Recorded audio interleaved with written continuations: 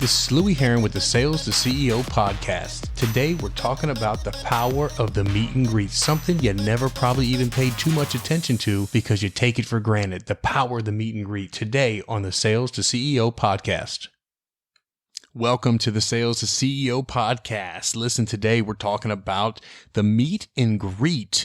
But when we're talking about Sales to CEO, we're really talking about the whole program. Again, if you're not clear, my goal and my mission is to teach people, coach people, inspire people that are in the car industry on how to get from salesperson all the way up, whatever level you're currently at, all the way to dealer principal. Again, my 25 years in the auto business, my 18 years of operating and 13 years being a dealer principal, I was one of those guys that was fortunate to start as a 20-year-old salesperson and work my way up. And I've got the information I believe that can inspire and help those who have the same goal to get to that same level. And only if you're interested in getting from sales manager to GM, and that's where you want to be. Again, you got to have the blueprint, right? So sales to CEO is a huge component and a perfect opportunity for you to grow and get that information. Today, we're talking about the meet and greet, guys. The meet and greet, right? Something that you feel like is like the most basic, fundamental thing. Think about this for a second. In the NFL, you have guys that are getting paid millions of dollars that when they go to practice and they go to two-a-days, the very first thing they do when they hit the field is they do the calisthenics. Then they stretch, and then they do sprints, right? Then they break off in groups, and then what do? They start doing tackling drills, and they start running routes and catching passes. This is stuff they did when they were peewee. Little guys, they were doing this stuff. Why are they still doing this while they're in the NFL? Simple. It's super simple because we always work on our fundamentals. The meet and greet is no different. Now, I'm going to go through something with you today that hopefully I think you probably have never heard that helps you transition into the needs assessment. That is probably one of the most important pieces of the car transaction. They're all important, but obviously getting to the needs assessment is critical. So you gotta segue into that component in a smooth way that allows consumers to get into the dealership and give information when they didn't come to give, they came to get information. So we're going to talk about that.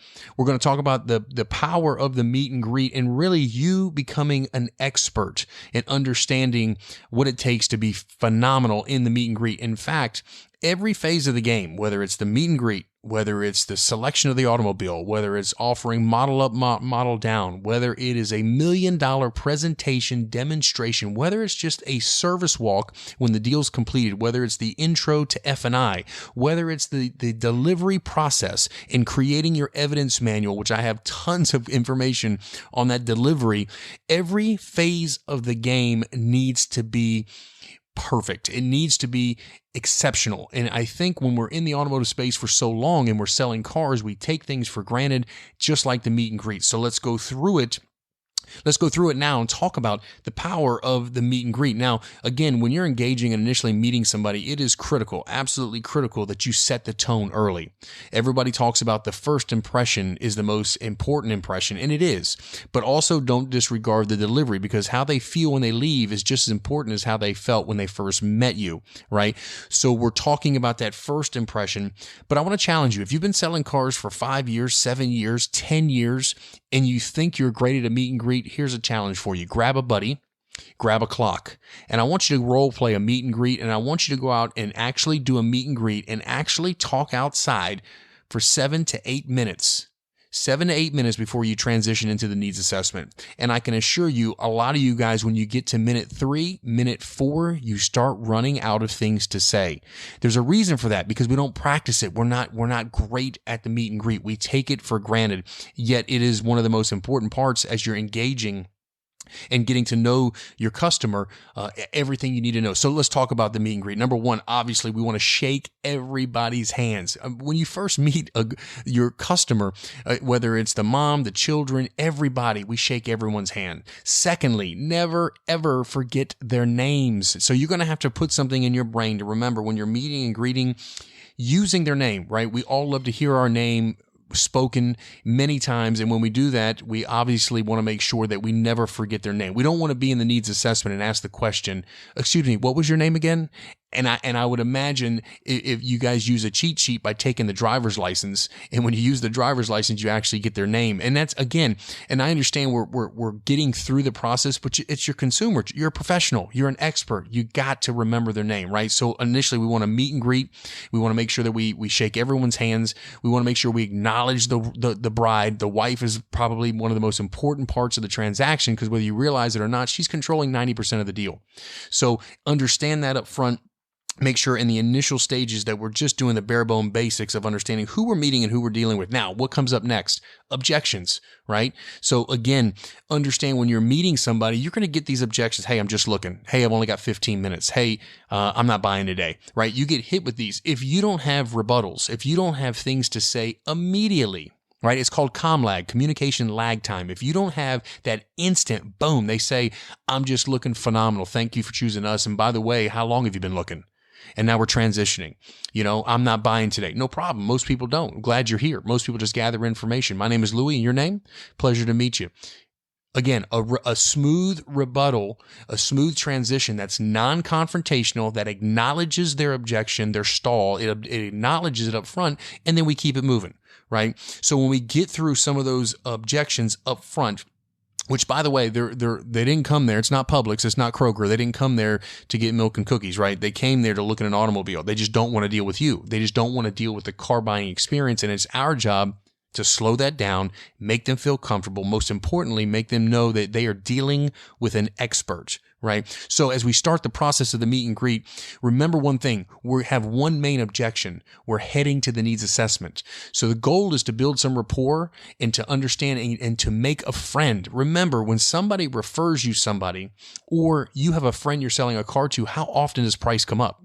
I mean, really and truly, price comes up, but typically at the very end, when you're dealing with strangers and you haven't made a friend or you haven't built a relationship, all they have to talk about is price, which means you're going to have to overcome price before you ever get down in the write-up, which is never a good situation for any of us, right? So again, when we're talking to the consumer, we're building rapport. We're going to start with open-ended questions. Most of you guys have been selling for a while. You already know this, right?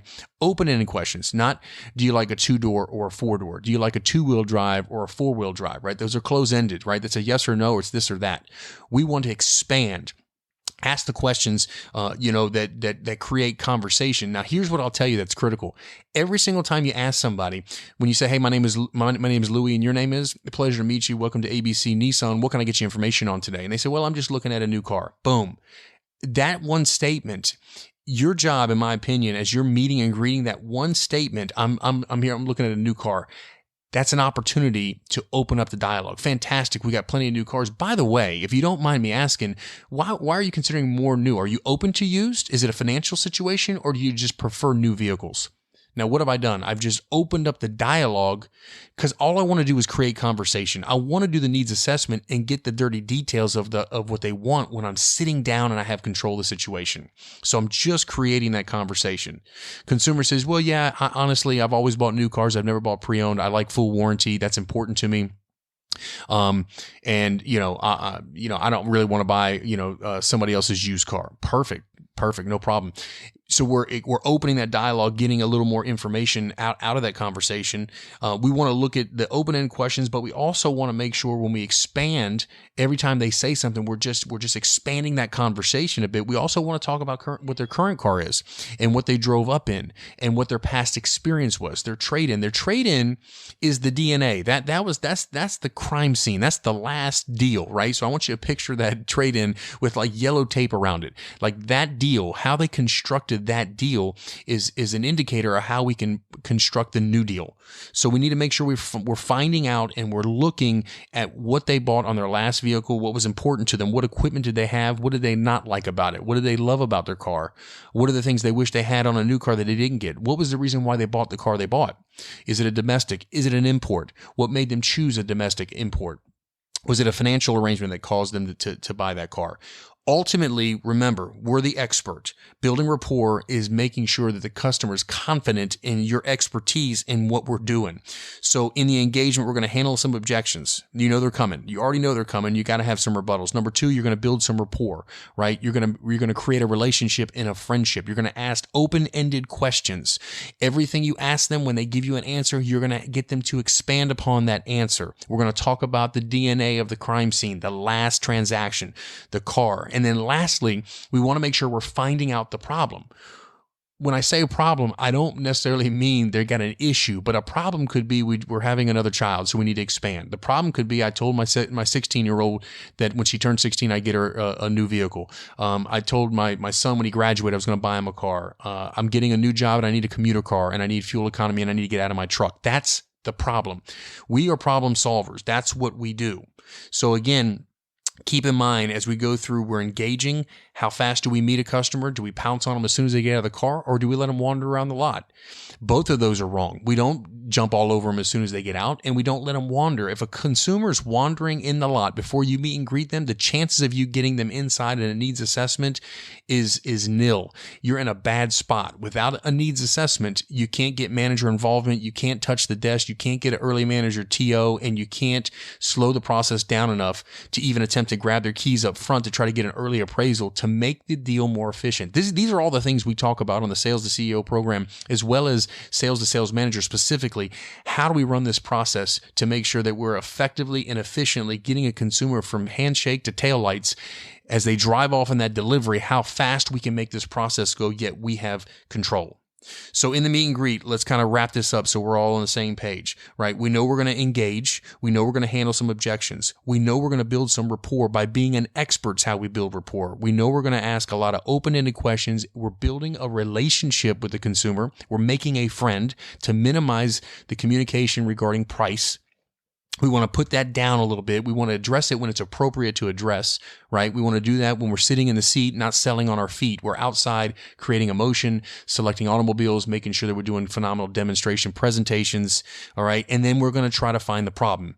Now, here's the critical part. How do we transition? If I've got 10 customers and I need to get into the dealership to do a needs assessment, to be able to get an early manager intro, touch the desk, select the right car, which are all major components in selling an automobile. How do we do this? Well, if I've got 10 customers, I can assure you with what I'm about to share with you right now, I can get 8 out of 9 to come in almost like clockwork, right? So we don't tell a customer, let's go inside and fill out paperwork. Hey, let's go inside. Let me ask you a few questions. Hey, let's go anywhere close to being in the building. Because remember, the consumer didn't come to give you anything. They came to get information, right?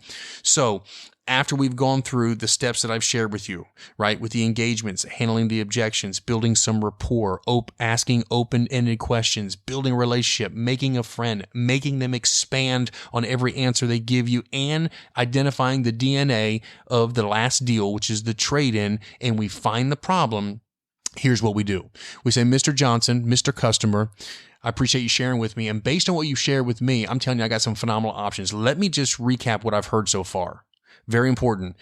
Recap what the consumer's already told you in those first 5-6 minutes, letting them know that you've heard them. All right. They want to be heard. You're a professional. And then afterwards you say, look, based on what you shared with me, I've got some phenomenal options. Follow me. That's it. That's it. Based on what you share with me, I've got some phenomenal options. Follow me. We turn and we walk. If you've built some rapport, you've made a friend, you've found out what the problem was, you've had communication and dialogue, you've been an expert, you've handled some objections and overcame them with rebuttals that are smooth and positive and non-confrontational. You've built some rapport. When you say, follow me, they will come. They don't know if we're going into the inventory. They don't know if we're going behind the building. They don't know if we're going inside to look at inventory on a computer. They have no idea. Based on what you share with me, Mr. Customer, I've got some incredible options and I'm excited to share them with you. Follow me. That's it. Look, guys, the power of the meet and greet. It's a huge part of the deal. It's the opening of the deal. This is the opening ceremony where you're shaking hands and you're kicking things off. It's a phenomenal time to really give them a positive impression. So look, we're covering tons of content, tons of information on the podcast here at Sales to CEO. Again, today we've talked about the power of the meet and greet. Until next time, guys, we'll see you on the Sales to CEO. Hey guys, thank you so much for listening to the Sales to CEO podcast. Look, real simple. Do me a big favor. Number one, I'm totally grateful you took the time to listen, but share this, like, subscribe. This is how we build our network of growing people in the car industry to the next level. Again, like or share or subscribe right now. Until the next one, great selling, and let's go to the next level.